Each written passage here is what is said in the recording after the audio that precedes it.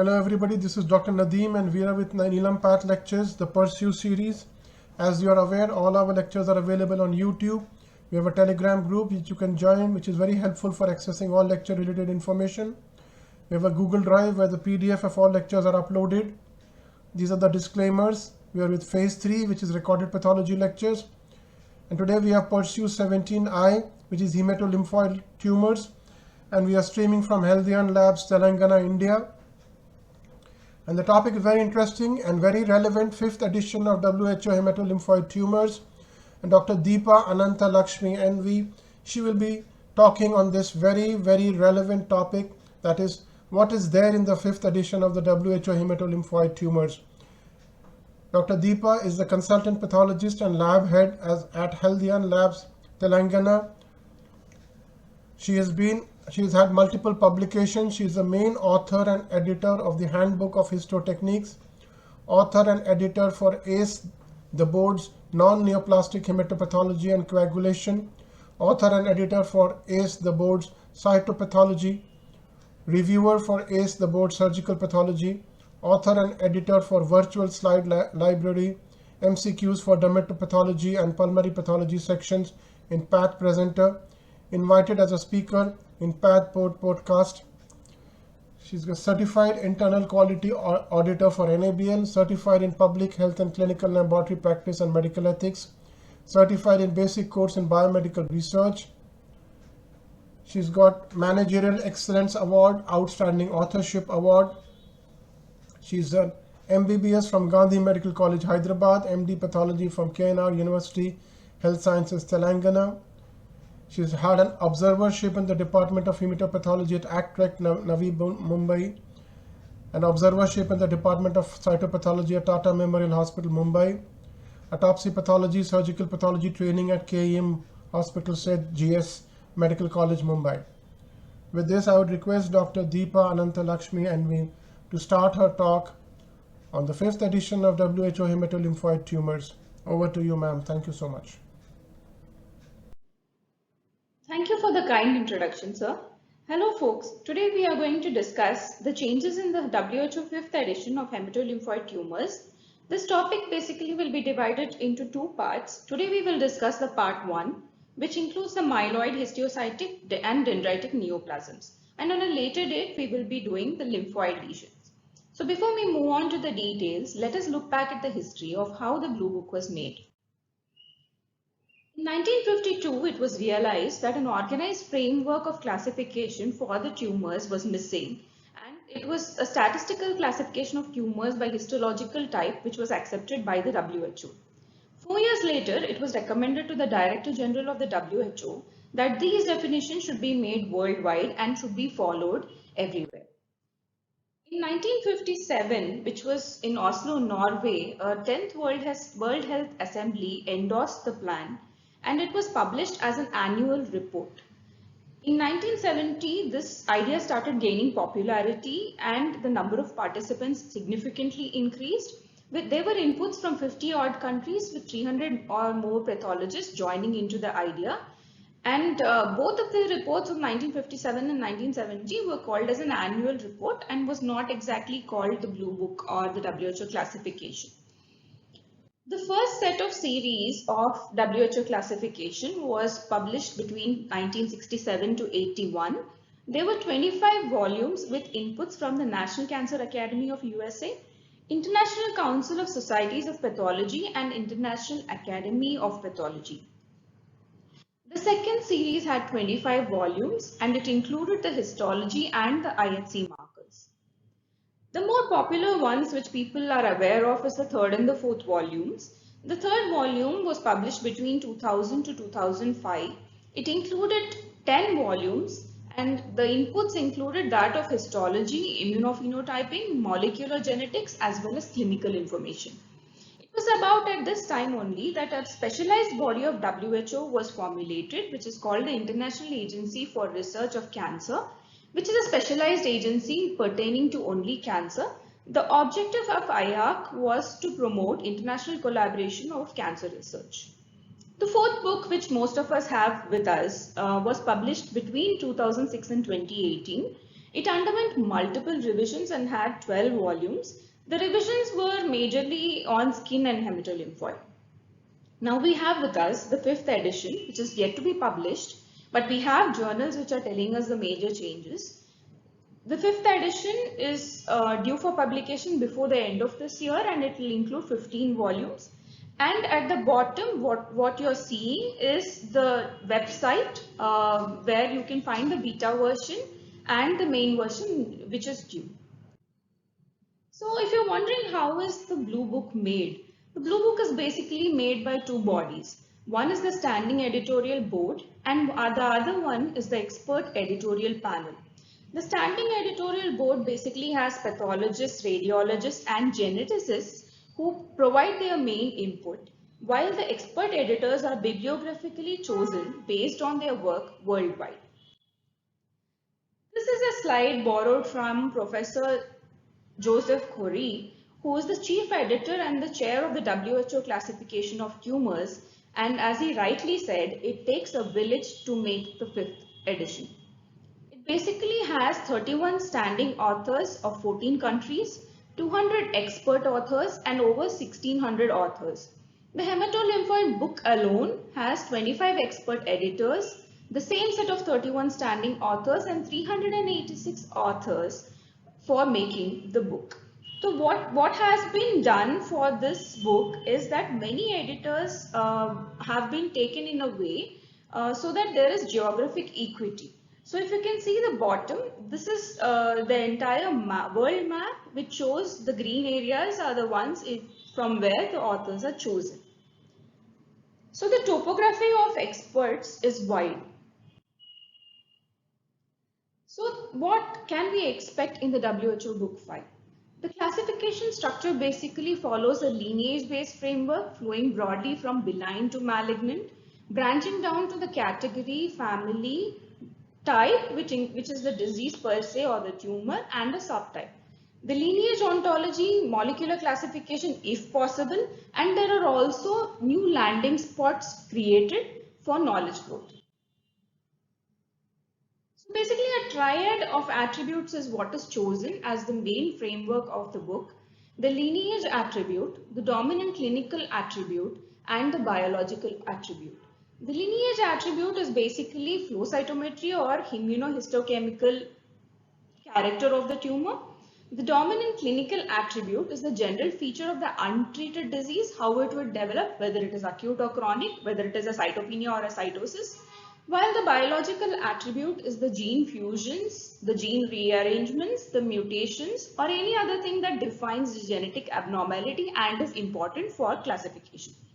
So before we move on, there are two terms that I have used now, which is gene fusion and the rearrangement, and I would be using these terms again and again over the lecture.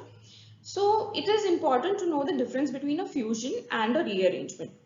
A fusion is called one when the identities of both the genes are required for the diagnosis or is desirable for the diagnosis. For example, PML RARA.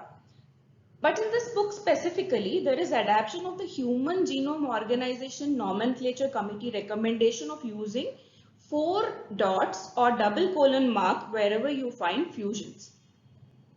Rearrangements, on the other hand, is a genomic alteration in which both partners are not required for the diagnosis, or if multiple fusion partners are identified, for example, KMT2A rearrangements.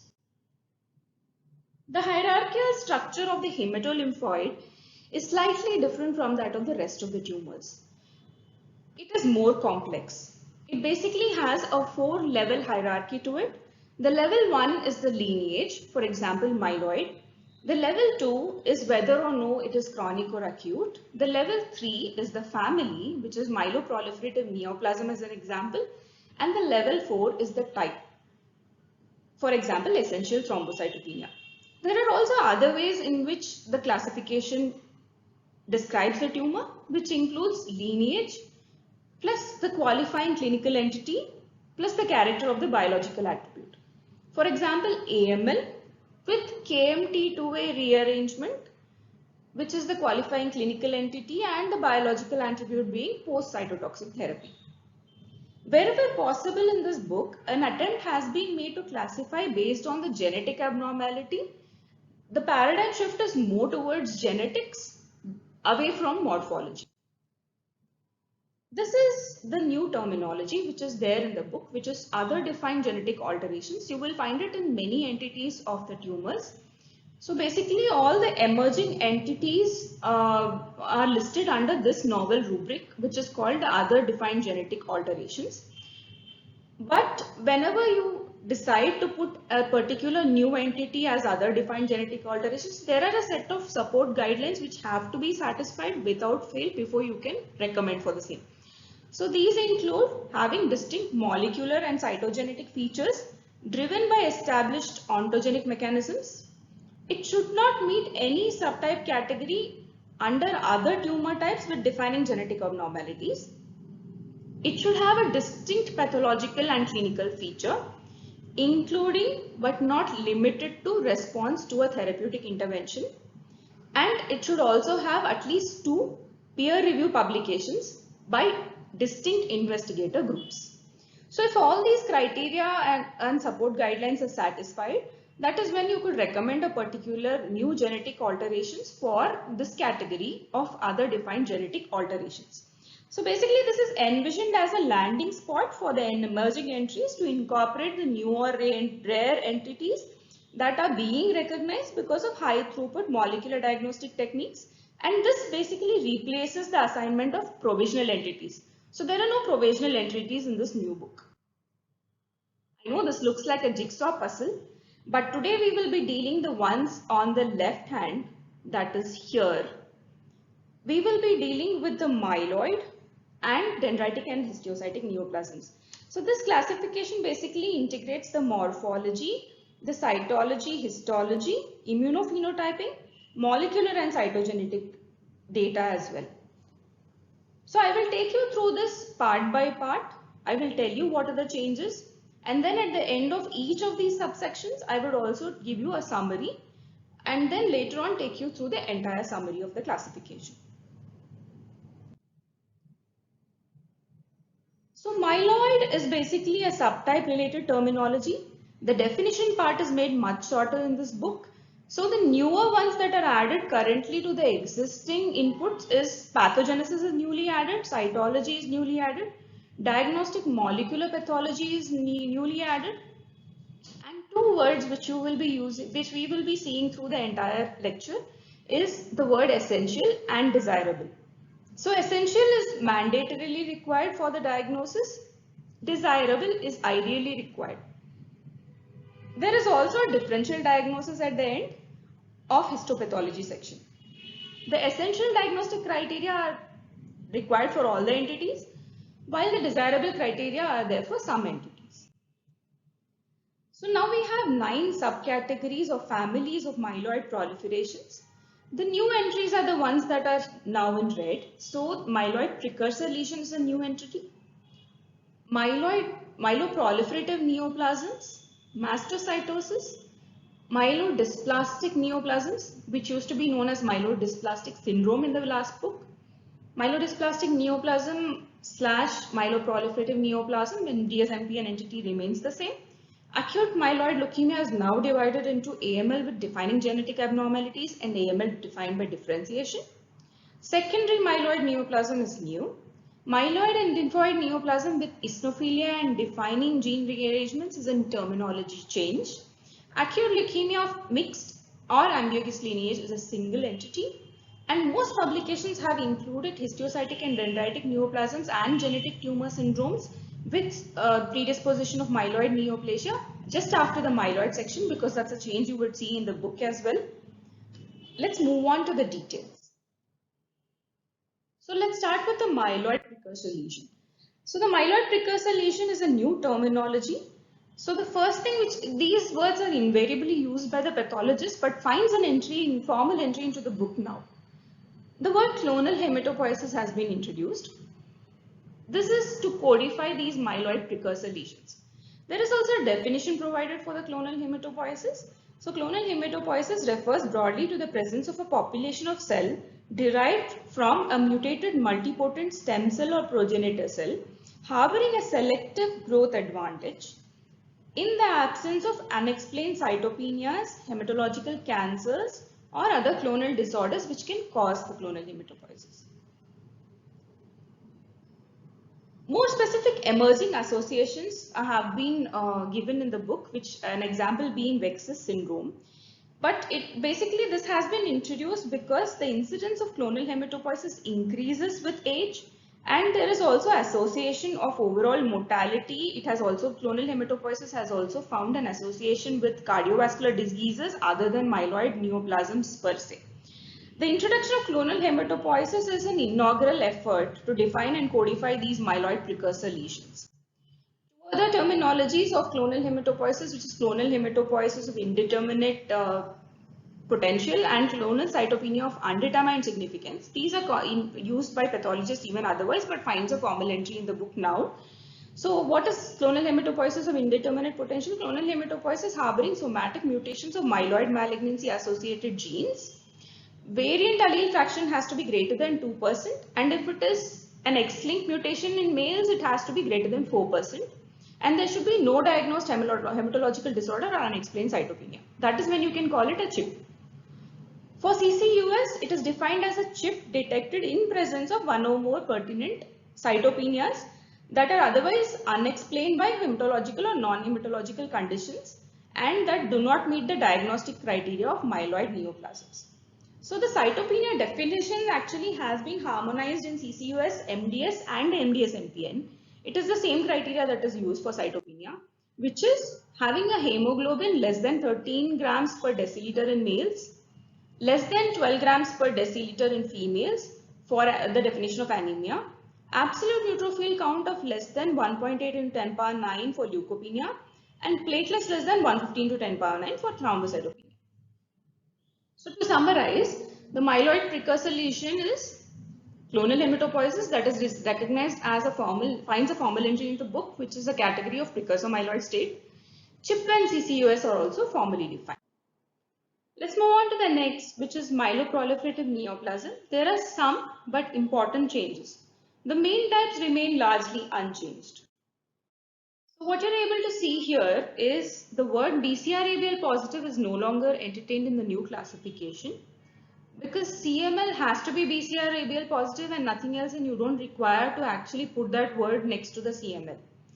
The word NOS is largely discouraged in the book and the word unclassifiable is no longer used. What other change you can see is JMML is now included in the myeloproliferative neoplasms, the details of which I will be discussing shortly. So CML basically is defined as BCR-ABL fusion. Like I already mentioned, this usage of double colon or 4 dots is something that you would find a new entry in the book for every place where the fusion is used. So it results from T922 fusion. The word accelerated phase has been removed.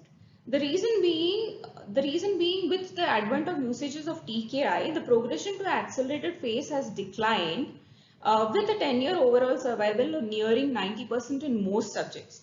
So usually you don't really find patients having the accelerated phase. Therefore, the term has become obsolete and hence removed. But the classification has given emphasis more on the high-risk features associated with the progression and resistance to the TKIs. But whether it is because of acquisition of cytogenetic features or it is due to development of blast phase, the risk features are something that has gained importance. The criteria for diagnosis of the blast phase, as we all know, is greater than 20 myeloid blasts in blood or bone marrow, presence of blast proliferation, or presence of increased lymphoid blasts. These remain pertinent. But there is one difference between the WHO blast criteria and that of ICC. The difference is the optimal cutoff of B lymphoblast remains unclear in WHO, while ICC has defined this blast cutoff as 5%. One more difference that is there between WHO and ICC in CML is that accelerated phase term is retained by the ICC while it has been dropped by WHO. Then we move on to polycythemia vera. Polycythemia vera has the same features, which is elevated hemoglobin concentration, trilineage hyperplasia or panmyelosis with pleomorphic megakaryocytes in the bone marrow, and JAK2 V617F for exon 12 mutations. But one difference that has been made is determination of the red cell mass has been removed. This was a formal procedure followed with usage of chromium 51 tagged red cells with or without the iodine 131 plasma tagging. This has been dropped because many centers do not follow it, and it is no longer a mandate for diagnosis of polycythemia vera. There is one difference between WHO and the ICC in polycythemia vera diagnosis. That is, panmyelosis is not an essential criteria for JAK2 exon 12 mutations according to the ICC. The argument being that such cases have erythroid predominance and not panmyelosis. So this indicates basically that the paradigm shift is more towards the diagnosis genetically than a morphological diagnosis, and that has been a change both in WHO and ICC. So like I said, the JAK2 exon 12 mutations, panmyelosis is not a mandate according to the ICC, but in WHO they are still using panmyelosis. Primary myelofibrosis basically is a proliferation of abnormal megakaryocytes and granulocytes. Serial monitoring of the bone marrow fibrosis and spleen size using reproducible standard criteria remains pertinent, especially in patients receiving the JAK1 or 2 inhibitors. Leukemic transformation, as we all know, is more frequent in primary myelofibrosis, and leukemia-free survival is shorter in fibrotic than in pre-fibrotic primary myelofibrosis. The JAK2, KLR and MAP2 mutations are considered as the driver mutations. The mutations of other genes include TET2, ASXL1, DNMT3A, which is found in 50% cases of MPNs. The other mutations have been newly identified and added. So these include the mutations of the splicing regulators and the regulators of chromatin structure and epigenetic function and signaling molecules. So basically these are the set of new mutations which have been added. So since there are so many genes which are added in the diagnosis of primary myelofibrosis, it is important that you should be advising an NGS for a suspected primary myelofibrosis rather than a particular gene being identified. Chronic neutrophilic leukemia, which is a BCR-ABL negative myeloproliferative neoplasm, is characterized by a sustained peripheral blood neutrophilia of greater than 25,000 with greater than 80% segmented neutrophils and bands. The CSF3R mutation is common in the disease and is detected by 60% of the cases. So this information exists in the WHO book. ICC, however, there is a particular important change in CMML in ICC. ICC has reduced the count to 13 into 10 power of 9 in place of 25 into 10 power of 9, which is put up by WHO. It is, however, important that even if you follow the ICC, you have to rule out the other causes of neutrophilia, which includes reactive states, and sometimes even myeloma will show increased neutrophilia. So in these cases, it is very important that the particular mutation of CSF3R be identified before tagging the particular entity as CMML. Chronic eosinophilic leukemia, there are several changes and important changes. So first is the time interval to define sustained hypereosinophilia has been reduced from 6 months to a very short period of 4 weeks. But however, it is very important that there are so many reactive causes which can cause hypereosinophilia of 4 weeks. So there are a set of guidelines which would support the diagnosis of chronic eosinophilic leukemia, although this period has been reduced. So what are these? These are additional requirements for both clonality and abnormal bone marrow morphology has to be present, which is either a dysplasia in the erythroid or megakaryocytic lineage. There is elimination of increased blast count alone as an alternative to clonality, which means if there is increased blast count also, clonality has to be defined. And another change is the qualifier NOS is now no longer needed. So basically this allows better differentiation from idiopathic hypereosinophilia syndrome and hypereosinophilia of indeterminate significance. So although the time period has been reduced to 4 weeks, there are very strict guidelines for diagnosis of CEL by which you will be able to differentiate it from idiopathic hypereosinophilia syndrome, reactive causes, hypereosinophilia of indeterminate significance, etc. The qualifier NOS, as I already alluded to, is no longer needed. The new entity that finds its place into MPN is JMML. If you remember, this used to be classified under MDS MPN in the previous book. So this is basically a hematopoietic stem cell derived myeloproliferative neoplasm of the early childhood, with 90% having an unchecked activation of the RAS pathway. So basically, the reason why this has been put into MPN from MPN MDS is that there have been very little reports which are showing dysplasia. In fact, almost nil. There have been no reports of dysplasia for JMML so far, and the qualifying criteria of having a pathway mutation for inclusion into myeloproliferative neoplasm is satisfied by JMML. That is the reason why JMML has been moved from MDS MPN into myeloproliferative neoplasm. But there is a difference between ICC and WHO in JMML as well. JMML is included in a new category in ICC, which is pediatric disorders with germline mutation and associated disorders. So this is a new category for specifically for pediatric disorders in ICC. So it has 5 entities, which is JMML, JMML-like neoplasm, which does not have the RAS mutation, refractory cytopenia of childhood, which is not encouraged in WHO, finds an entry in this particular pediatric disorders. Hematolymphoid disorders with germline predisposition is another entity which is included in pediatric disorders with germline mutation and associated disorders. Noonan syndrome associated myeloproliferative disorders is also included. Noonan syndrome basically is also finds a place in the WHO book, but in a different category. Noonan syndrome is basically a germline RAS mutation with syndromic features. So to summarize myeloproliferative neoplasms, CML phases are consolidated into chronic and blast phases. There is no accelerated phase. Emphasis is more on the risk features associated with chronic phase of CML rather than classification into acute, chronic and blast. Diagnostic criteria of CEL has been updated and the qualifier NOS, CEL NOS is omitted. JMML is now categorized into myeloproliferative neoplasm and not in MDS MPN category. Let us move on to the next, which is mastocytosis. There are a few important changes. Mastocytosis is basically a heterogeneous neoplasm with accumulation of abnormal mast cells in the tissues, and it is driven by a KIT mutation in almost 90% of the cases. There are some comorbidities which are associated with mastocytosis, which includes vitamin D deficiencies, psychiatric illnesses, and IgE-dependent allergic responses. So the classification continues to recognize 3 disease subtypes, which is systemic mastocytosis, cutaneous mastocytosis, and mast cell sarcoma. The diagnostic criteria of systemic mastocytosis has been modified.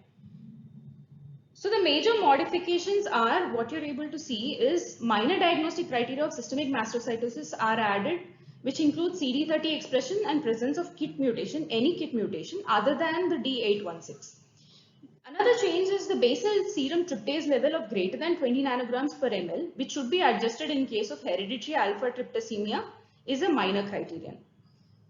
This is the part of the old 4th edition in which you are able to see point mutation of 816. Now any KIT is what finds an entry in the 5th book.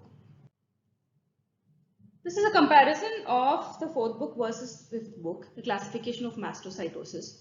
So what you're able to see, the difference of what you're able to see here right now is that bone marrow mastocytosis is now separated out as a separate entry and as a separate entity under systemic mastocytosis, while it used to be a part of indolent systemic mastocytosis in the previous book. Bone marrow mastocytosis is the absence of skin findings and B findings and a basal serum tryptase level below 125 nanograms per ml. The classical burden of disease or B findings and the cytoreduction requiring C findings have undergone a minor refinement. Notably, the D816 mutation with variant allele fraction of greater than 10% in the bone marrow cells or peripheral blood leukocytes qualifies for the B finding. The classification also has recognized a well-differentiated systemic mastocytosis as a morphological pattern. And this can occur in any systemic mastocytosis subtype and is characterized by round, well-granulated mast cells that are heavily infiltrating the bone marrow. Also, in most patients with well-differentiated systemic mastocytosis, it is important to note that the codon 816 mutation is not detected and the neoplastic mast cells are usually negative for CD25 and CD2 but are positive for CD30. To summarize mastocytosis, the diagnostic criteria for mastocytosis has been refined. CD30 and any KIT mutations are introduced as minor diagnostic criteria. Bone marrow mastocytosis is a new systemic mastocytosis subtype that has been separated out. The KIT 816 mutation with variant allele fraction of greater than 10% now qualifies as a B finding. Let's move on to the fourth entity, which is myelodysplastic neoplasm. It used to be called myelodysplastic syndrome. So basically MDS has been categorized into MDS with defining genetic abnormality, MDS morphologically defined, and the childhood MDS. Myelodysplastic neoplasm now replaces the term myelodysplastic syndrome. However, the MDS abbreviation is still being used in the book. The clonal hematopoietic neoplasms are defined by cytopenias and morphological dysplasia. That is what is called a myelodysplastic neoplasm. The cytopenia definitions are adopted in consistency with the CCUS MDS MPN, which I already alluded to. The dysplasia is set at 10% for all lineages. So this is a comparison between the previous book, which on your left, which is the fourth book, the 4R, and this is the publication which shows the changes in the fifth book. So what you're able to see that the term refractory cytopenia of childhood no longer finds an entry in the new version. Also, MDS has been defined, has been divided into MDS with defining genetic abnormalities and MDS morphologically defined. A subcategory of childhood MDS is also there. MDS with defining genetic abnormalities is again further classified into MDS with low blasts with isolated deletion of 5q, which used to be called MDS with deletion 5q in the previous book. MDS with low blasts and SF3B1 mutation, which used to be called MDS with SF3B1 in the previous book. And a newly added MDS with biallelic TP53 activation. The second category is MDS morphologically defined. Morphologically defined finds two new categories. One is MDS hypoplastic and MDS with fibrosis. These are two new categories.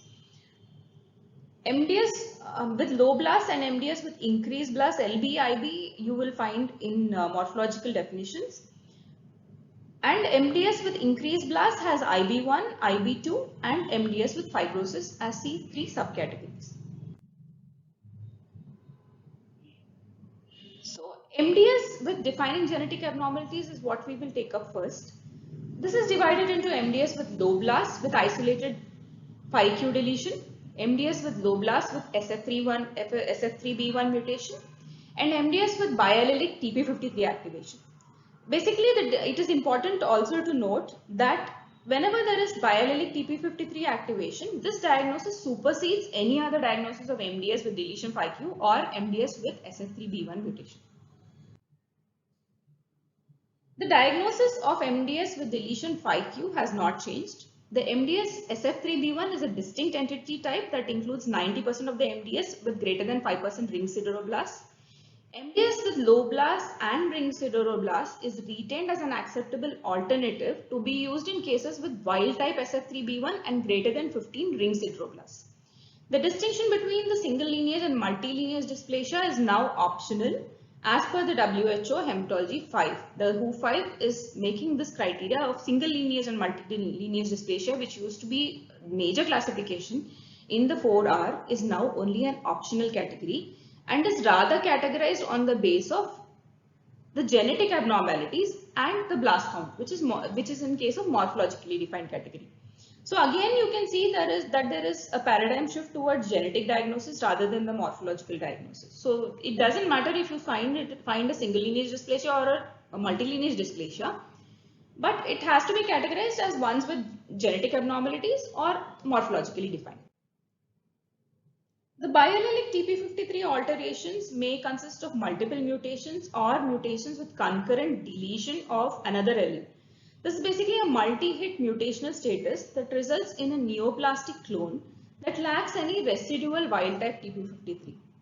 So the clinical detection of biallelic TP53 is based on sequencing analysis and it has to cover at least exon 4 to exon 11. The pathogenic TP53 alterations of any type, whether it is the sequential variation, segmented deletion or loss of heterozygosity and things like this, are detected in about 7 to 10% of the cases, and among them 2/3 have a multi-hit consistent with biallelic TP53 alterations. This results in actually a neoplastic clone with no residual wild-type TP53 protein in it. So the detection of biallelic TP53 by sequential analysis covering at least exon 4 to 11 is pertinent for the diagnosis, and an additional FISH or array technique may be used to identify copy number variations if required. A variant allele fraction of greater than 50% is a presumptive but not definitive evidence of a copy number loss. And presence of this indicates a very bad prognosis.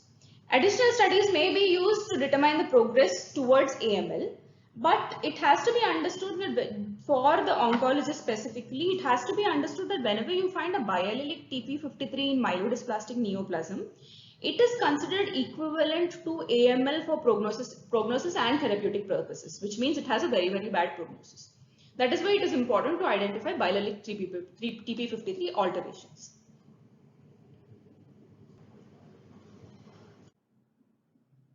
From the MDS of defined genetic abnormalities, we now move into the MDS morphologically defined.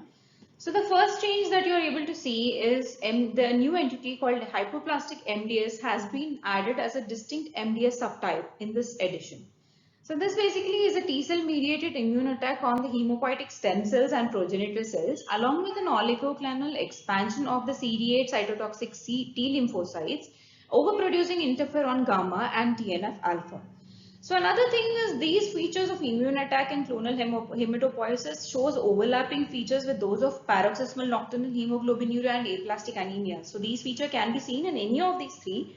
That is why some of them fancy using all these three terminologies of MDS hypoplastic, paroxysmal nocturnal hemoglobinuria and aplastic anemia and call them a triad because these features are overlapping. Another important thing that has to be noted in MDS hypoplastic is that MDS hypoplastic responds very well to anti-thymocyte globulin treatment, while individuals with the genetic variants of Fanconi's anemia or telomerase complex variations or GATA2, DDX41 variations do not respond to anti-thymocyte globulin. So that's the reason why there are some distinct features of distinct features, hence hypoplastic MDS has been separated out as a distinct MDS subtype. Another new entity that finds a place in this MDS classification is MDS-F or MDS with fibrosis. This is also a new subtype added. And there is also one thing that there is some clarification in terminologies also that finds its way in the classification. The terminologies of MDS with low blast and MDS with increased blast is now used. Basically, the MDS with excess blast 1 and MDS with excess blast 2 is also renamed as MDS with increased blast 1 and increased blast 2. The terminology MDS unclassifiable is no longer an entity according to WHO 5. What you can understand from this whole thing that the boundary between the AML and MDS is kind of softened now, but the 20% blast count cutoff is still being retained. And it is also important to note for therapeutic purposes that the MDS with increased blast 2 should be considered as an equivalent for AML for treatment purposes.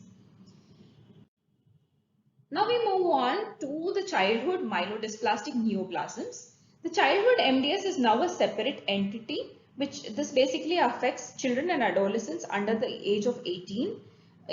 So this has been a separate included as a separate entity in the new classification, and is categorized into childhood MDS with low blast and childhood MDS with increased blast. Childhood MDS with low blast basically replaces the term refractory cytopenia of childhood. It is, however, important that whenever you are making a diagnosis of childhood MDS, it is important to rule out other causes of cytopenia before putting it in the category of childhood MDS with low blast. The other causes of cytopenia in a child could be that of infection, nutritional deficiency, metabolic disorder, or a bone marrow failure syndrome. So all of these have to be ruled out before you can categorize a particular entity as childhood MDS with low blast. 80% of childhood MDS with low blast show features similar to that of aplastic anemia, and therefore the presence of dysplasia in hematopoietic lineages are an important diagnostic clue to differentiate this from aplastic anemia.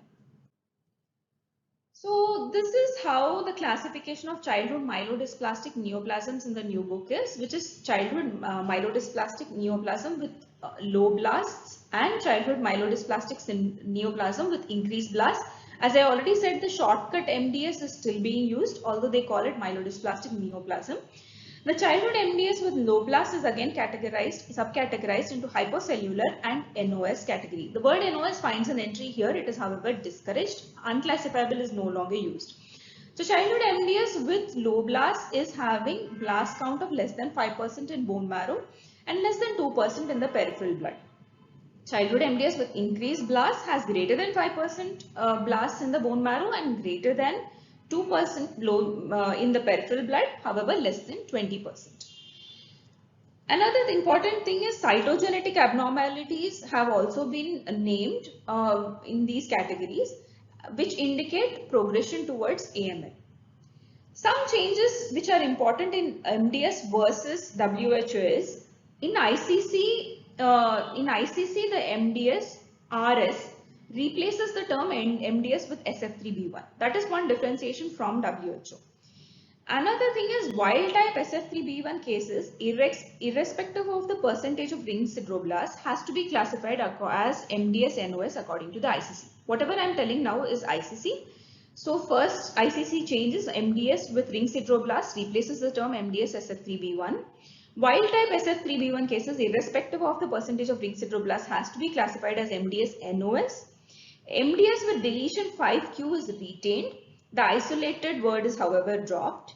MDS unclassifiable is eliminated in ICC as well because CCUS has been formally introduced in ICC as well.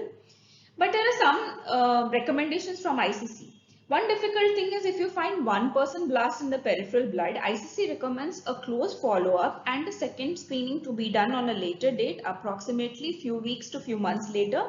And if you still find blasts of 1%, it has to be characterized as MDS with excess blasts. MDS excess blasts is now used as a single name in ICC, that is, it is only MDS EB. There is no MDS EB1 and EB2 in ICC. And presence of MDS with excess blast supersedes all diagnosis of MDS MPN except TP53 mutation. MDS with excess blast 2 with greater than 10% blast in peripheral blood of bone marrow is classified as MDS AML. If you are wondering why there is only one excess blast category in ICC, ICC has recommended that MDS with excess blast 2 in WHO with greater than 10% blast in peripheral blood or bone marrow may now be classified as MDS AML. The idea being that these patients are eligible for both treatments of MDS and AML clinical trials and they need to be treated differently from the rest.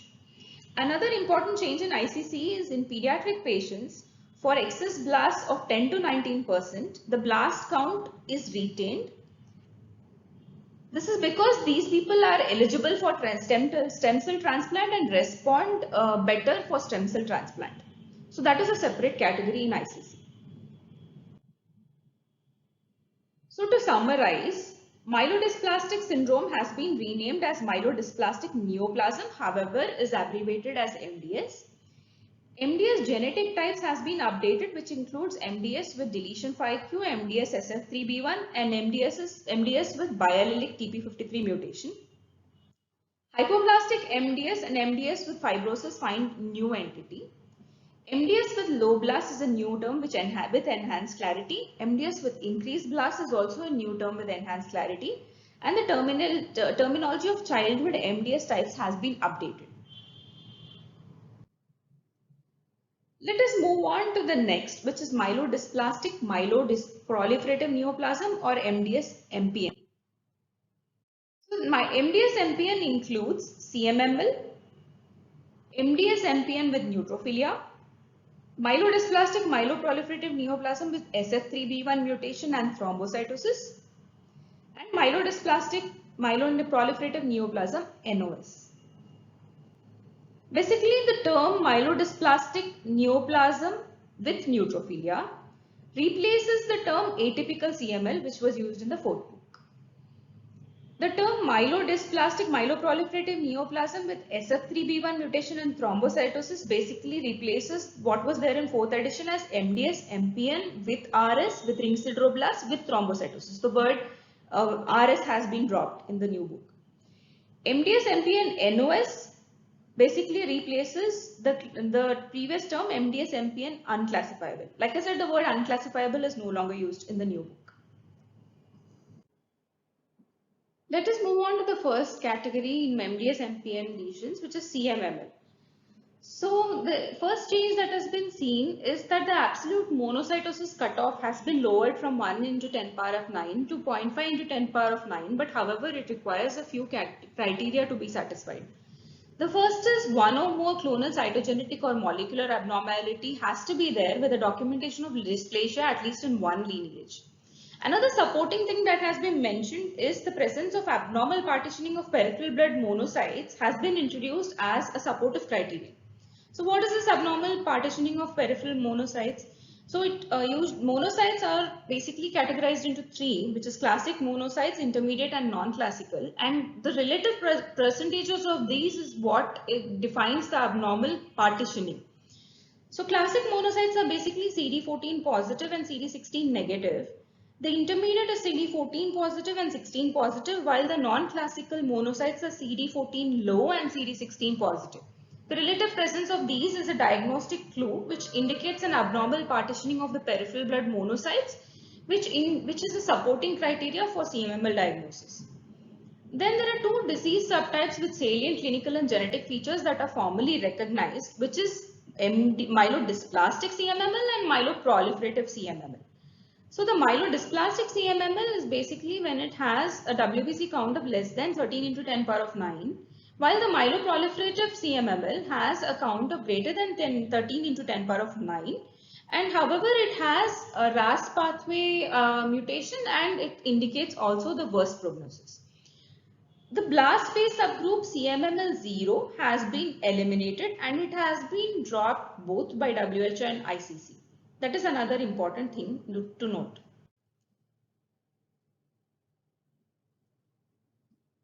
Another important thing before we move on is 90% of SRSF2,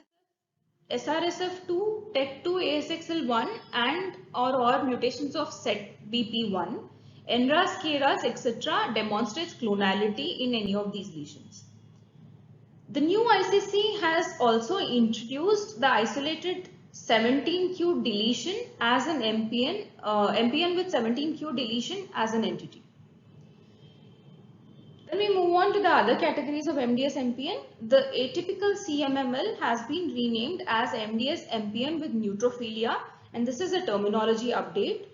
The MDS MPN with ring sideroblasts and thrombocytosis has been redefined based on SF3B1 mutation and has been renamed as MDS MPN with SF3B1 mutation and thrombocytosis. The word ring sideroblast has been dropped and the mutation term is included.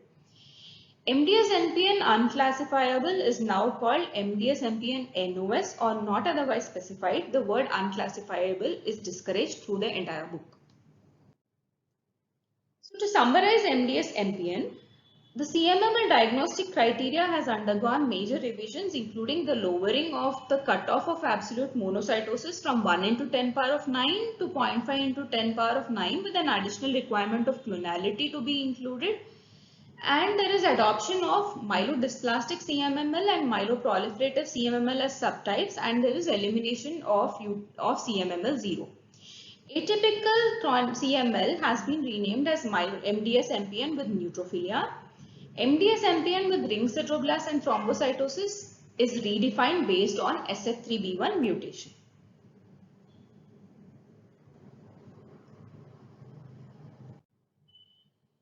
Then we move on to the next category, which is AML. One major change that you see is AML is now classified into two subcategories, which is AML with defined genetic abnormalities and AML defined by differentiation, which was not there in the previous book. So basically the elimination of 20% blast count is a major change in the classification of AML, and the only two subtypes which are an exception to this rule is AML with BCR-ABL fusion and AML with SEPA mutation. These two are the ones which still require the 20% blast requirements, and mind you, this is only for the AML with defining genetic abnormalities. In the sense, you have to find out that there is a defining genetic abnormalities, only then you can let go the 20% blast criteria. The exception of this is again AML with BCR-ABL fusion, and AML with SEPA mutation, which still require the 20% blast requirement. The reason being AML with BCR-ABL fusion is something that, which can also happen in CML in myeloid blast phase. So there will be an overlap, and that is the reason why the 20% blast criteria is required for AML with BCR-ABL fusion. The SEPA mutation is also required to have a 20% blast criteria requirement because there is insufficient data to support the change in the blast criteria requirement. So that's the reason why these two are still have the 20% blast requirement as a mandate, while every other defining genetic abnormalities, the 20% blast requirement is dropped. 3 AML with characteristic rearrangements including KMT2A, MIKOM and NUP98 are recognized. So NUP98 is again, it can be cryptic on conventional karyotyping. So this is newly recognized. Less than 20% blasts, MDS and any other rearrangement have clinical features that resemble the highest blast count. About the KMT2A, AML with KMT2A rearrangement is the new term that replaces the KMT2A MLL category because there are additional genes which have been identified. Like I said, the fusion is a word used when both the partners have to be identified for a particular rearrangement. If both fusion partners are required, then it's called a fusion. If there are multiple partners, then it's called a rearrangement. So more than 80 KMT2A fusion partners have been described now. That is why it has been changed to KMT2A rearrangement from what it used to be called KMT2A MLL fusion. The identification of fusion partner is desirable. It is not an essential criteria, it is a desirable criteria. In adult patients, this KMT2A rearrangement shows high blast count and monocytic differentiation, while in children, particularly the ones with KMT2A MLL3 and KMT2A MLL10 fusions, show a megakaryoblast differentiation with low blast count.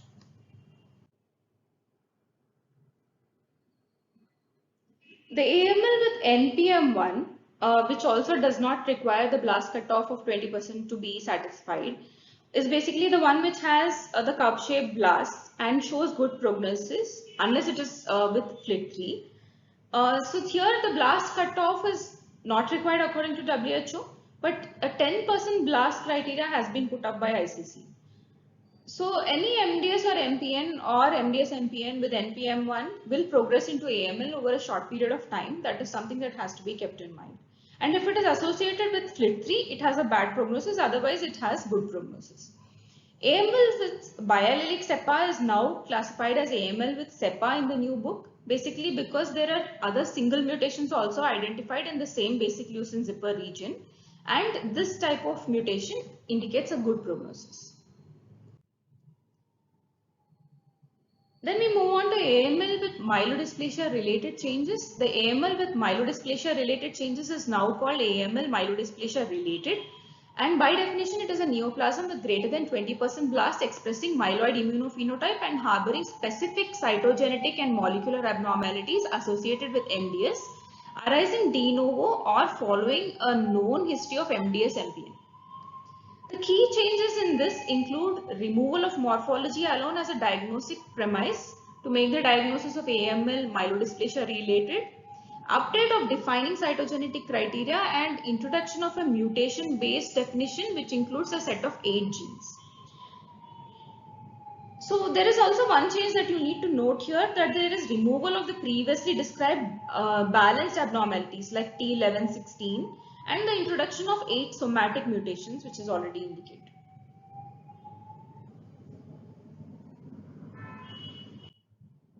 So these are the set of defining cytogenetic abnormalities and defining somatic mutations that have been seen in the AML myelodysplasia related.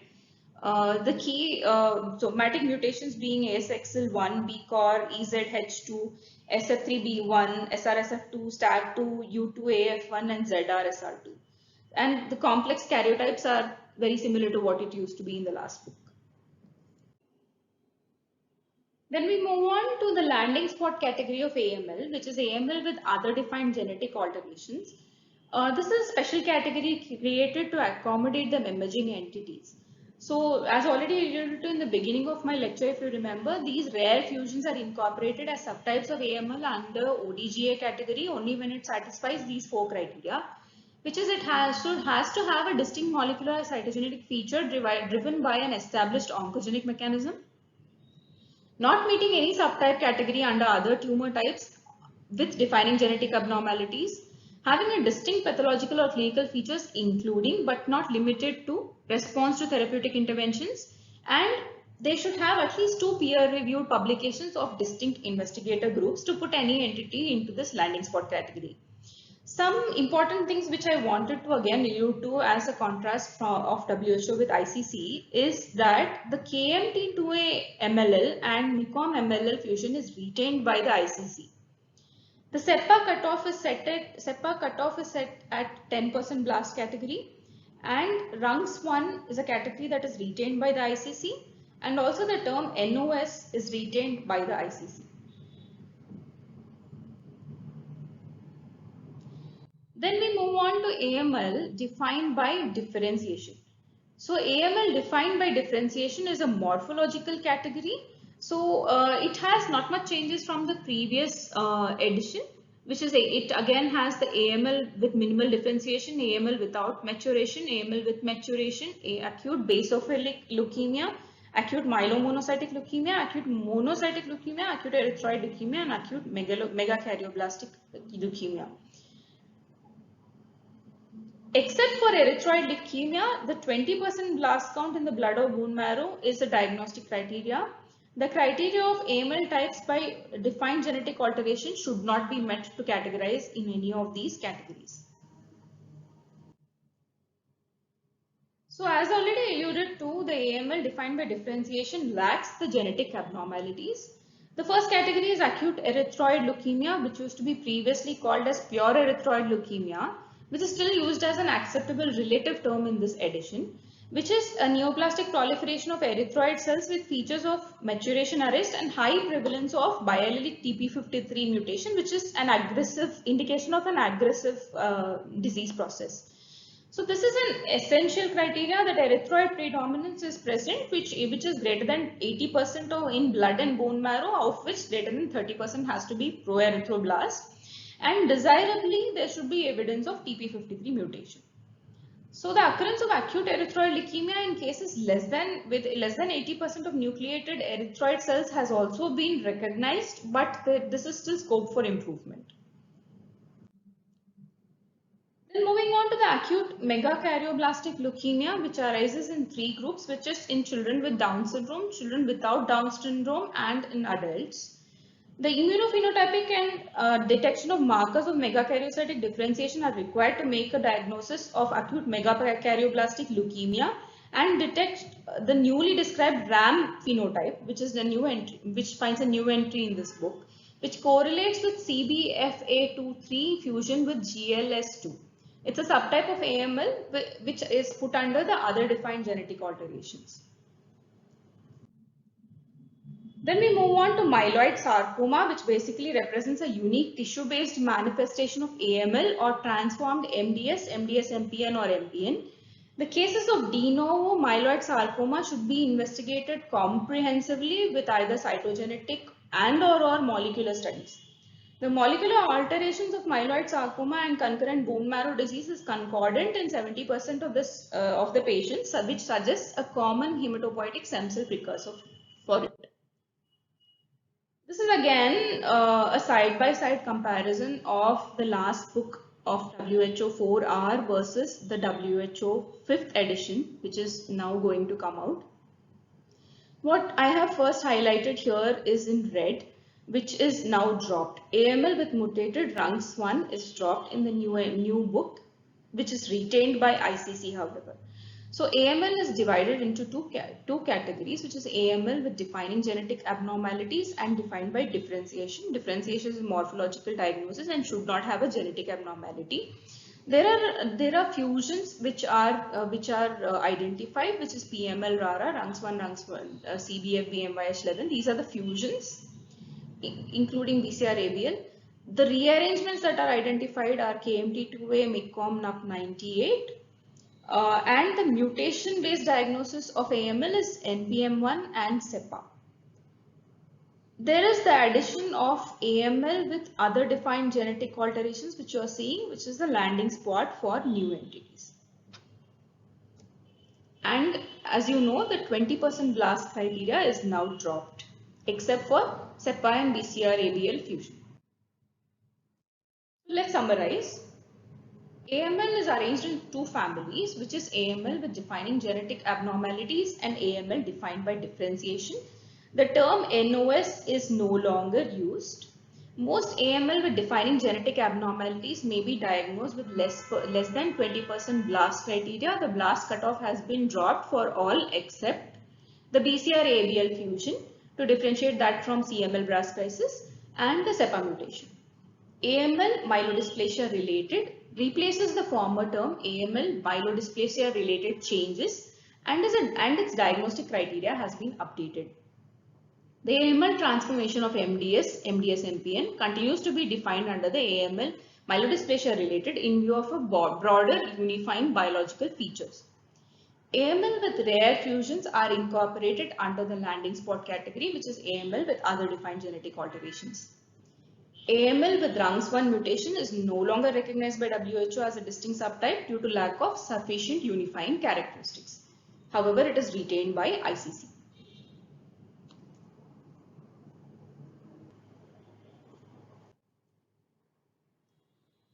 Then we move on to secondary myeloid neoplasms. It is a new entry into the book, and it basically has the families of myeloid neoplasm post cytotoxic therapy, myeloid neoplasm associated with germline predisposition, and myeloid neoplasm associated with Down syndrome as categories under secondary myeloid neoplasm. As already alluded to, secondary myeloid neoplasm is a new category where neoplasms secondary to cytotoxic therapy or germline predisposition are grouped. The basic intent is to provide a scalable model for incorporating novel discoveries in the germline predisposition area of myeloid neoplasia, and also recognizing the dual importance of cataloging myeloid neoplasms that arise following exposure of cytotoxic therapy for clinical purposes as well as for population health purposes. So myeloid neoplasm post cytotoxic therapy in the previous edition, if you remember, used to be called AML or MDS MPN with exposure to cytotoxic reagents as a category, and that is now included under the myeloid neoplasm post cytotoxic therapy with an intent to have a more precise terminology, and the novel association with new cytological drugs also has been added in addition to the documented history of cytotherapy. CCUS has been excluded and the exposure to PARP1 inhibitors is added. Methotrexate is removed as a qualifying criteria for myeloid neoplasm post cytotoxic therapy. Majority of AML post cytotoxic therapy and MDS post cytotoxic therapy are, however, associated with TP53 mutation and will indicate a worse prognosis. So if you then see the myeloid neoplasm associated with germline predisposition, on the left you see subtypes of myeloid neoplasm associated with germline predisposition, and you are able to see TP53 variant and Lee-Family syndrome. While on the right you are able to see myeloid neoplasm with germline predisposition and the word potential organ dysfunction used here. This potential organ dysfunction used to be called as other organ dysfunction in the previous subgroup. So the subtypes of myeloid neoplasm associated with germline predisposition include myeloid neoplasm with germline predisposition without pre-existing platelet disorder or organ dysfunction, with pre-existing platelet disorder or organ dysfunction, and those associated with germline predisposition. Some terminology change that you can see is a new inclusion of the Lee-Family syndrome in this first category. And then myeloid neoplasm with germline predisposition and potential organ dysfunction used to be once called, previous edition used to call it other organ dysfunction. That is a terminology change. There is new inclusion of the rasopathies here. There is also new inclusion of SMAD9L, which is a new syndrome that is added. Biallelic germline Bloom syndrome variants are again added. You also see that Down syndrome finds a place in this myeloid neoplasm associated with germline predisposition. The importance of TP53, as you know, has been through the book that it has gained importance. Sybil also, in this Sybil also is present. Sybil is usually also associated with JMML. Down syndrome basically is again further divided into TAM and myeloid lesions of Down syndrome. ICC, the hematological neoplasm associated with germline syndrome is a separate category again in ICC, but there are 5 subcategories in this, unlike WHO, which has 3 subcategories. The 5 subcategories being without contributing disorders like SEPA and TP53, with constitutional platelet disorder, with constitutional disorder affecting multiple organ systems.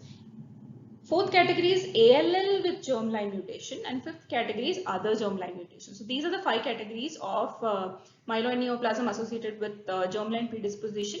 The ICC does not use the word myeloid. It has categorized myeloid and lymphoid together and has called it as a hematological neoplasm associated with germline predisposition of the 5 subcategories which I already alluded to. Secondary myeloid neoplasms, which are others include the myeloid neoplasm associated with Down syndrome, is no longer an AML entity. It includes exon 2 and GATA1 mutation and includes TAM and myeloid leukemia associated with Down syndrome. The summary box of secondary myeloid neoplasm is myeloid neoplasm includes MDS, MPN and AML post-cytotoxic therapy into one category, which requires full diagnostic workup and replaces the word therapy related. The exposure of PARP1 inhibitor has been added as a qualifying criterion. Methotrexate has been dropped. The diagnostic framework of myeloid neoplasm associated with germline predisposition is restructured through a scalable model that it can accommodate future refinements and discoveries, and includes myeloid neoplasm associated with Down syndrome. So let us move on to the next category, which is myeloid or lymphoid neoplasm with eosinophilia and tyrosine kinase gene fusion. This tyrosine kinase gene fusion word was not there in the 4th edition. The word tyrosine kinase finds a new entry here.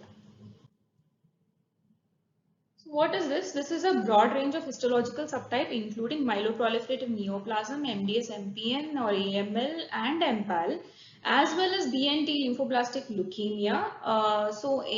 If myeloid lymphoid neoplasm with tyrosine kinase is a diagnosis which supersedes any other myeloid or lymphoid diagnosis. So if there is tyrosine kinase mutation, then you have to put it under this category, and this diagnosis supersedes other myeloid or lymphoid subtypes. The majority of myeloid or lymphoid neoplasms with tyrosine kinase is associated with PDGFRA fusion. Also, we can also see cases of ETV6 PDGFRB mutations. So this is how it is categorized in the current book. It is genetic abnormalities or defining myeloid lymphoid neoplasm with eosinophilia and tyrosine kinase gene fusion, includes PDGFRA rearrangement, PDGFRB rearrangements, FGFR1 rearrangements, JAK2 rearrangements, FLT3 rearrangements, ETV6 able fusion, and also the landing spot category, which will accommodate all novel fusions which have been discovered in the recent past, which is other different tyrosine kinase fusions. So one other notable thing is the JAK2 rearrangement in the previous book used to be called PCMM JAK2 fusion. So since there are novel partners identified, JAK2 is now called JAK2 rearrangement and not PCM1 JAK2 as in the 4th book. So the summary box of myeloid lymphoid neoplasm with eosinophilia and tyrosine kinase gene fusions. The family is renamed as myeloid lymphoid neoplasm with eosinophilia and tyrosine kinase gene fusions. The recognition of novel subtype of JAK2 rearrangement, FLT3 rearrangement and ETV6 ABL fusions are new entries. New scalable genetic framework is introduced under the myeloid lymphoid neoplasm with tyrosine kinase GNV rearrangement as the ODGA category or other defined tyrosine kinase fusion category. Then we move on to acute leukemias with mixed or ambiguous lineage. It is now called mixed or ambiguous lineage. So this basically includes, it is divided into two categories with defining genetic abnormalities and immunophenotypically defined. So what it already has is ALL and MPAL, which is acute leukemia of ambiguous lineage, and mixed phenotype acute leukemia are both under this category. It is a carpet category which includes both. Two new subtypes of acute leukemia with ambiguous lineage with defining genetic abnormalities have been added, which is MPAL with ZNF384 rearrangement, which includes 50% of the pediatric B or myeloid immunophenotypes, and acute leukemia of ambiguous lineage with BCL11B rearrangements, which is an acute undifferentiated leukemia and includes also 20% of ETP-ALL. So basically, the inclusion of ALL and MPAL together as acute leukemia of mixed or ambiguous lineage is done, because there is a common molecular mechanism which is demonstrated in both. So that's the reason why both of them come together here as a single entity. Separating MPAL from other genetic abnormalities is purely based on immunophenotyping only. That needs to be kept on mind. So, but however, whenever you do a diagnosis of acute leukemia of mixed or ambiguous lineage, it is best to try to assign a lineage. It is lineage assignment is basically not, as you know, it cannot be completely and surely done. But the lineage assignment is based on how close you are to the normal maturation pattern. In the sense whether a particular lineage reflects its commitment to that particular lineage, either showing the intensity or the pattern of that particular lineage. For example, an MPO expression in similar intensity and pattern of an early myeloid maturation is to indicate a probable myeloid lineage. So the lineage assignment is basically very similar to what it used to be. The same markers are used for lineage assignment, and the closest it is to a particular lineage, you try to give a lineage even for mixed or ambiguous lineage. So as we already alluded to, acute leukemia of ambiguous lineage is now divided into acute leukemia of ambiguous lineage with defining genetic abnormalities and those that are immunophenotypically defined. So the ones with ambiguous lineage and defining genetic abnormalities, you have BCR-ABL fusion, KMT2A rearrangement, and the ODGA category. You also have the mixed phenotype acute leukemia, the newer subtypes that are identified, which is ZNF384 rearrangement and BCL11B rearrangement. In the ambiguous lineage of immunophenotypically defined, you have a mixed phenotype acute leukemia B or myeloid, mixed phenotype acute leukemia T or myeloid, mixed phenotype acute leukemia rare subtypes, and like I said, the closest lineage it behaves with, that is how you assign the lineage. Acute leukemia with ambiguous lineage NOS category is when you cannot identify any lineage, and there is also acute undifferentiated leukemia which is there in the classification.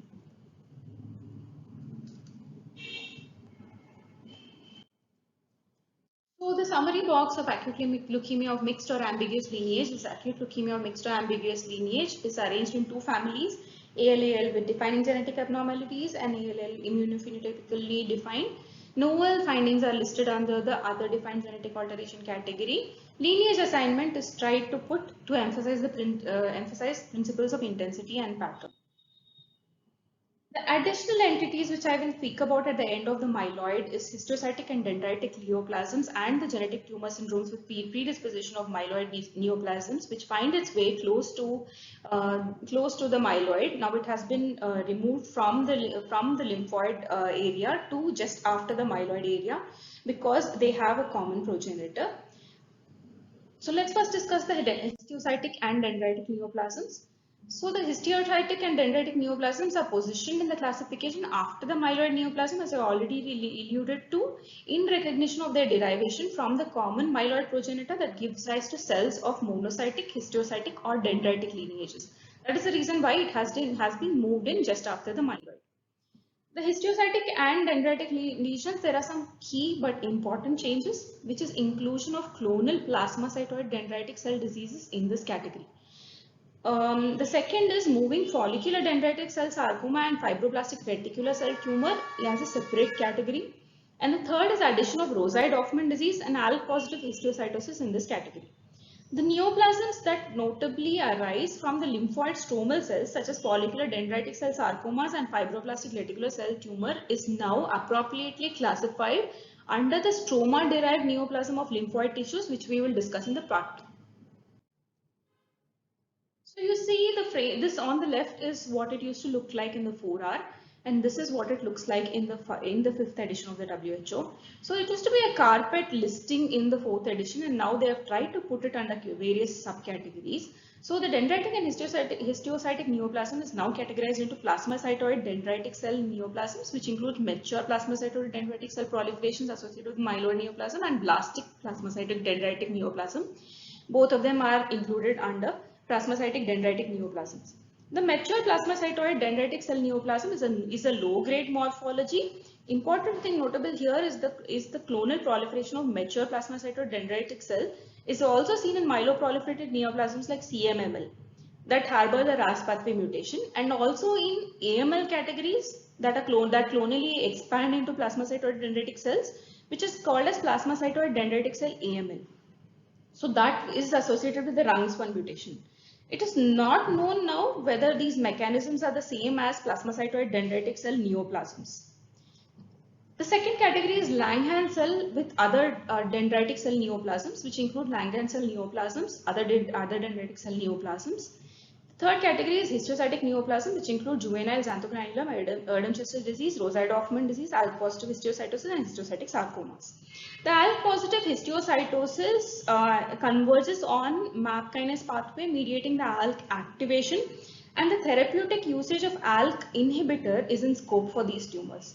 That is the reason why it finds its change here. The Rosai-Dorfman disease has accumulation of S100 positive large histiocytes with emperipolysis coupled with a gain of function mutation of MAP kinase pathway indicating a neoplastic nature. And that is why this has been included in histiocytic neoplasms, because there is a scope for a targeted therapy which can stop these MAP kinase pathway. So that is the reason why Rosai-Dorfman disease is included. So to summarize the histiocytic and dendritic neoplasm, histiocytic and dendritic cell neoplasms are regrouped and positioned to follow the myeloid neoplasm in this classification scheme in view of their close ontogenic derivation. The mature plasmacytoid dendritic cell proliferation is redefined with an emphasis on recent data demonstrating a shared clonality with underlying myeloid neoplasm, and this framework is bound to evolve in future editions. The diagnostic criteria of blastic plasmacytoid dendritic cell neoplasm is redefined. ALK-positive histiocytosis is introduced as a new entity, also Rosai-Dorfman disease. Then we move on to the genetic tumor syndromes with predisposition of myeloid neoplasia. So some of these things that are included here is Fanconi's anemia and rasopathies. The Fanconi's anemia is basically a germline variant of BRCA Fanconi DNA repair pathway, which causes chromosomal breakage and hypersensitivity to cross-linking reagents. So basically Fanconi's anemia basically has clinical features of bone marrow failure and predisposition to development of cancers. The new classification recognizes 5 hematological categories based on the percentage of blasts in this and chromosomal abnormalities and cytopenia statuses. So that is how they divide this into 5 different categories in the new classification. Dysgranulopoiesis, dysmegakaryopoiesis are yardsticks which help us understand the progress of Fanconi's anemia, and allogenic stem cell transplant have been shown to be very beneficial in Fanconi's anemia.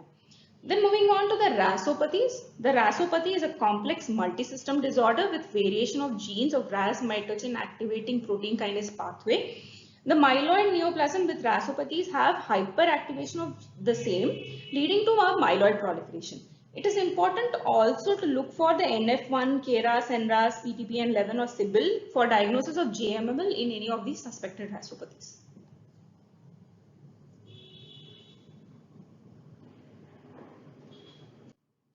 So moving on to the final summary of this whole talk, the entire talk of myeloid, histiocytic and dendritic neoplasms. I will quickly summarize the entire thing that we have spoken about in the last hour and a half. So basically now there is a formal entry of myeloid precursor lesion, which is clonal hematopoiesis including CHIP and CCAS. Myeloproliferative neoplasm, there is a drop of the accelerated phase in the CML. There is only chronic to blast phase transition, that is because of TKIs, because of which the accelerated phase has become obsolete. The criteria of CEL and CNL are redefined. The category NOS is omitted. JMML, which used to be an MDS MPN, is now categorized under MPN because of lack of evidence showing dysplasia. There is also a category of pediatric and germline mutation associated disorders according to ICC. That is where it is JMML is classified. AML is categorized into two families, which is defining genetic abnormalities and AML morphologically defined. AML NOS is no longer applicable. Most AML with defining genetic abnormalities may be diagnosed with a less than 20% blast count, the exception being BCR-ABL fusion and AML with SEPA mutation. AML with BCR-ABL fusion still retains the 20% blast requirement because it has to be differentiated from CML with the fusion. And AML with SEPA mutation is not showing any, there are not many reports indicating a change in blast criteria as a requirement for SEPA mutation. However, there may be a future when this also can be dropped. AML MR replaces the former term AML MRC. AML is now called AML myelodysplasia related and not myelodysplasia related change. It is a terminology update. The diagnostic criteria of the same has also been updated. AML transformation of MDS MPN continues to be defined under AML myelodysplasia related in view of their broader biological unifying categories. AML with rare fusions are now incorporated into the landing spot of AML with ODGA or other defined genetic alterations. AML with rare fusions are incorporated under AML with other defined genetic alterations. However, there are a set of criteria that has to be satisfied, which I have already alluded to. These are 4 categories. AML with somatic RUNX1 mutation is not recognized according to the WHO. It still finds its place in ICC. Because this is removed from WHO because there is lack of unifying characteristics of the disease. Then moving on to mastocytosis, the diagnostic category of mastocytosis has been redefined. CD30 and any KIT mutation is now introduced as minor diagnostic criteria. Bone marrow mastocytosis is a new subtype of systemic mastocytosis. The KIT 816 mutation with variant allele fraction of greater than 10% qualifies as a B finding. Moving on to myelodysplastic syndromes. Myelodysplastic syndromes has been renamed as myelodysplastic neoplasms. However, the abbreviation of MDS is retained. Myelodysplastic syndrome types updated include myelodysplastic syndrome deletion 5q with SF3B1 and with biallelic TP53 mutation. Hyperplastic MDS is recognized as a distinct subtype. MDS with low blast and increased blast is a new terminology used. Childhood MDS subtype has been updated.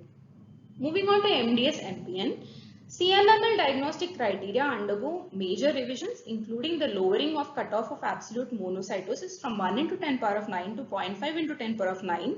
There is adoption of myelodysplastic CMML and myeloproliferative CMML as the subtypes and elimination of CMML 0. Atypical chronic myeloid leukemia or atypical CML is now renamed as MDS MPN with neutrophilia. MDS MPN with ring sideroblasts and thrombocytosis has now been redefined based on the SF3B1 mutation in MDS MPN with SF3B1 mutation and thrombocytosis. Then moving on to therapy related disorders, what used to be called therapy related in the 4th book and now is called the secondary myeloid neoplasm. The myeloid neoplasm post cytotoxic therapy category includes exposure, those with exposure to PARP1 inhibitors, which is added, methotrexate has been removed. Myeloid and lymphoid neoplasm with eosinophilia and tyrosine kinase gene fusion is a new entity and the family has been renamed. Recognition of novel types of JAK2, FLT3 and ETP6-ABL fusion has been seen in these. Then moving on to acute leukemia of mixed or ambiguous lineage is arranged into 2 families, acute leukemia with defining genetic abnormalities and acute leukemia immunophenotypically defined. Histiocytic and dendritic neoplasms are regrouped and positioned to follow myeloid neoplasms in this book as a contrast to the previous book. ALK positive histiocytosis and Rosai-Dorfman are new entities. So these are the references. I would suggest that you can go through these references. These are the references from where I have found this information, and we are still eagerly awaiting the new book to come.